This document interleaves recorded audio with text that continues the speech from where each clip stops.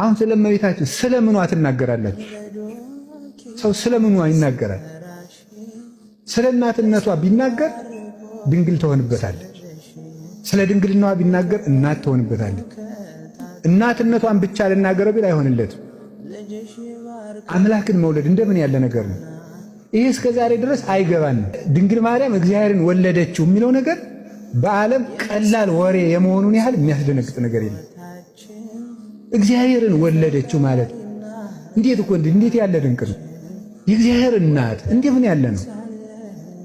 ዓለም ሁሉ ተደምሮ እኮ የአንዷን የጠጉሯን ዘለላ ያህል ክብር የለውም። የእመቤታችን የአንዷን የጠጉሯን ዘለላ ቅዱስ ያዕቆብ ዘስሩግ ሲናገር ጌታዬ ኢየሱስ ክርስቶስ ሆይ ቸርነትህ እናትህን እንዳመሰግን ይጠራኛል ይላል። ቸርነትህ እናትህን እንዳመሰግን ይጠራኛል ይላል።